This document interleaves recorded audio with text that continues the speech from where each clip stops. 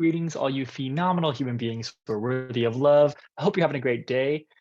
It's me, Dr. TJ Reed, giving you what you need. Wherever you're going through right now, I hope that it resolves. I hope that you take care of yourself physically, mentally, emotionally, and spiritually. Invitation, not an obligation. Sit up nice and tall, taking the deepest breath of love we have had all day. Breathing in some love. Exhale some love. Well, welcome back, everybody.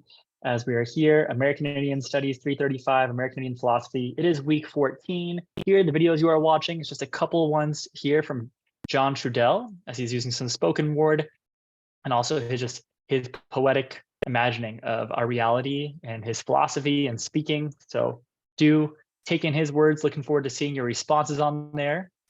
And then also, you all have some readings. And I know the readings can be a lot, but I would encourage you all to at least look to the end of each chapter, look at the conclusions, look at some of the bold headings, the intros, trying to get an idea of what these readings are saying. Of course, the more you can read, the better. But we are week 14 here, you're reading part 4 and 5 of the edited by Ann Waters' American Indian Thought. So do check out that. We are then going to also have the discussion board. So for this week's discussion board in our community peacemaking, it's going to be 2 parts. So the first part, I want you all to imagine this exercise is imagine this person that you love most in this universe. So think about that person. Maybe they're with us, maybe they're no longer with us. So what would you say to that person who you love most when they are going through a hard time? I want you to think about that to yourself. And perhaps your words sound like, oh, come on, you can do this. You're amazing. You're incredible. You got this. Are you kidding me? You've seen way worse. You can do this. This is no big deal. This is what I would say to that person. Now, part 2. What if you gave permission to speak to yourself in that same way that you would speak to the person you love most in this world? So we're working on our self-talk, working on this notion of there's this idea of this golden rule across many different traditions. And in this golden rule, it basically boils down to how do you treat others is how you want to be treated.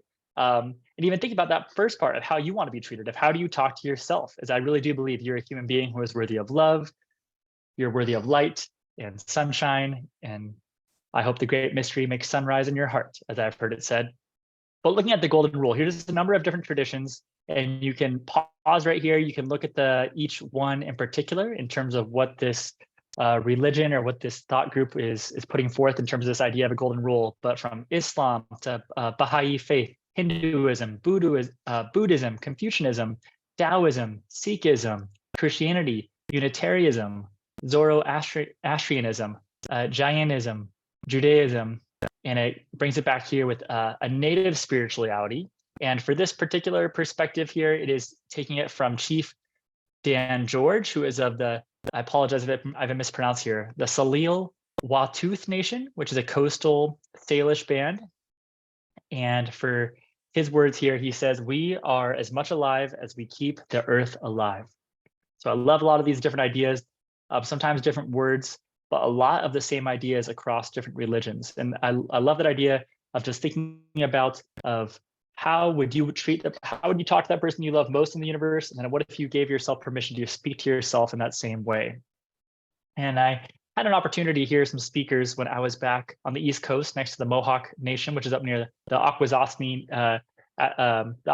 territory for the Mohawk peoples on the border between Canada in the United States. I remember hearing some speakers, and they were talking about the Indian boarding schools and Indian residential schools, which were horrific, terrible things that happened to Native peoples, roughly from 1879 to 1996.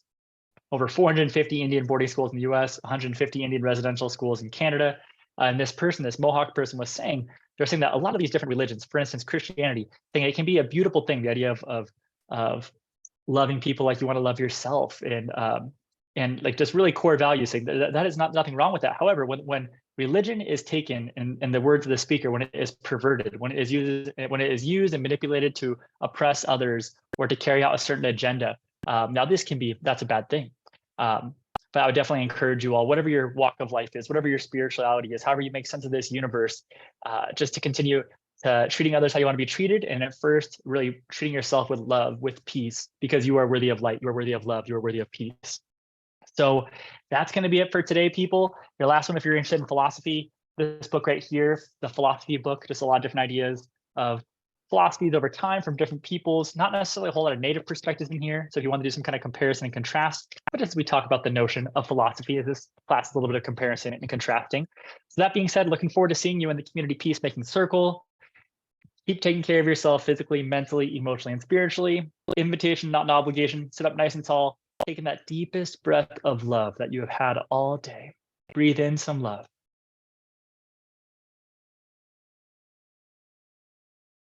Exhale some love. You are worthy of love. Keep loving others how you want to be loved. Hope you have a phenomenal day, and we'll see you all next week. Take care, everybody. Yawanko ganaluka unugiwa means thank you, I love you, until next time. Take care, and onaida.